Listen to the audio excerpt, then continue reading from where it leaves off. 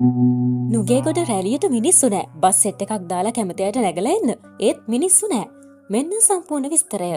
වංචනික මාලිමා ආණ්ඩුව පන්නා දමම සටන් පාඨය සහිතව 21 වන රැලියට වේදිකා සූදානම්. මේ සඳහා රාජපක්ෂ පවුල සහ පොහොට්ටුවේ ජනතාව නුගේගොඩට පිටත්ව තිබුණා. මාලිමා ආණ්ඩුවට හිග්ගෑවෙන්න ජනගගක් නුගේගොඩට පැමිණෙමින් සිටින බව දඹුල්ල ජනතාව ප්‍රකාශ කළත් එය තවමත් අසාර්ථක බවයි වාර්තා වුණේ.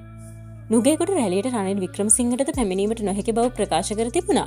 ඒ හදිසි විදේශගත වීමක් යෙදී ඇති බැවින් මාතර සහ නුගේගොඩ නගරවල මේ මොහොතේ තනකොළෙල්ලා තිබීම සමාජ මාධ්‍යට මුදා හැර තිබුණා.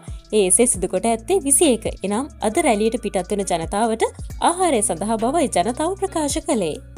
නාමල් රාජපක්ෂ හදිසියෙන් බස් රැසක් සෙනග ඇදීමට යොමු කළත් බොහෝ බස් රථ රියදුරන් ඒ සඳහා අකමැත්ත පළ කර තිබුණා.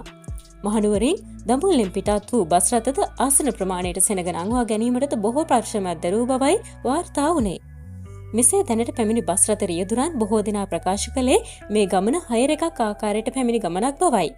මේ අතර පිටත් වූ බස් රථ මහමග නවතා රැළියට පිටත් වන්නේ නම් බස් රථයට ගොඩවන ලෙස ජනතාවගෙන් ඉල්ලා සිටියා. නමුත් බොහෝ පිරිස් එම ආරාධනා ප්‍රතික්ෂේප කිරීම දැක ගැනීමට හැකි වුණා. අද 21 නුගේගොඩ රැළිය පිළිබඳ ඔබේ අදහසක් පහලින් ඉදිරිපත් කරගෙන අමතක කරන්න එපා.